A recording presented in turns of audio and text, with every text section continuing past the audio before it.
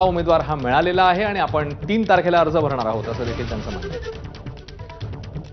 प्रणय निर्माण आपल्या सोबत आहेत आपले प्रतिनिधी। प्रणय, बच्चू कडू म्हणतात त्याप्रमाणे सगळ्यांमधले नाराज घटक एकत्र करून ते मैदानात उतरतायत।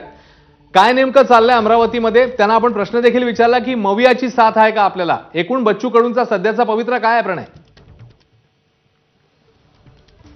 नक्की अश्विन, महाविकास आघाडीमधला साथ जर आपण असं म्हटलं तर कालच शिवसेना उद्धव बाळासाहेब ठाकरे गटाचा जो आहे तो मेळावा अमरावती शहरामध्ये पार पडला आणि यावेळी मोठ्या संख्येने जिल्हाभरातून शिवसैनिक त्या ठिकाणी दाखल झाले। खरं जर पाहिलं तर काँग्रेसकडून आमदार बळवंत वानखेडे यांना उमेदवारी जाहीर सुद्धा झालेली, तरी सुद्धा तो मेळावा झाला आणि त्या मेळाव्यामध्ये खूप आक्रमक शिवसैनिक झाले होते आणि त्यांची मागणी एकच होती की नवनीत राणाला ज्यांनी जो हनुमान चाळीसाचा मुद्दा उचलला त्याचा आम्हाला बदला घ्यायचा, त्यामुळे अमरावतीची जागा ही शिवसेना उद्धव बाळासाहेब ठाकरे गटाला सुटावी अशी त्यांनी प्रमुख मागणी केली।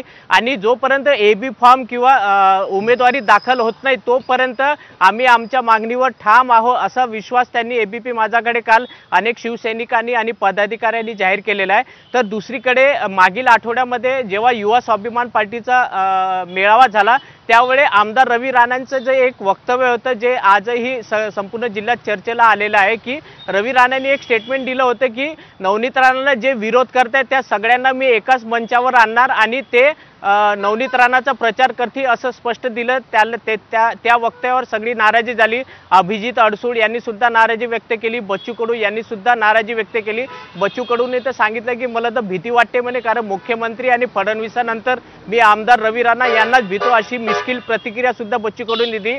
आणि बच्चू कडूंनी ठरवलं होतं 2 दिवसापूर्वीच की आम्हाला अमरावती लोकसभा निवडणूक लढवायची आणि नवनीत राणाच्या विरोधात आम्ही एक चांगला उमेदवार देऊ आणि तसंच आज उमेदवारी त्यांनी जाहीर केली। परंतु तो उमेदवार कोण असेल हा अजून त्यांनी स्पष्ट सांगितलेलं नाही, परंतु सस्पेन्स ठेवलेला आहे। 3 तारखेला जेव्हा उमेदवारी दाखल करतील तेव्हाच तो आपल्याला उमेदवार कळेल, तोपर्यंत बच्चू कडू हे कोणालाही सांगणार नाही असं तरी वाटते। परंतु अमरावती जिल्ह्यामध्ये जी चर्चा आहे ती शिवसेना उद्धव बाळासाहेब ठाकरे गटाचे जे दिनेश बुब आहे जे मागणी करताय संपूर्ण अमरावती जिल्हा जे शिवसेनेकडून की दिनेश बुबला उमेदवारी द्यावी, कदाचित तेच उमेदवार प्रहारचे असू शकतात अशी चर्चा मात्र जोरात अमरावती शहरामध्ये सुरू आहे। अश्विन, प्रणय, या सगळ्या घडामोडींवर तू अत्यंत बारकाईने लक्ष ठेवून राहा। तुर्तास धन्यवाद या माहितीबद्दल। तेव्हा सध्या बच्चू कडू म्हणतात उमेदवार महायुतीतला आहे, मात्र दिनेश बुब जे ठाकरे गटाचे आहेत त्यांच्या देखील नावाची इकडे चर्चा पाहायला मिळते।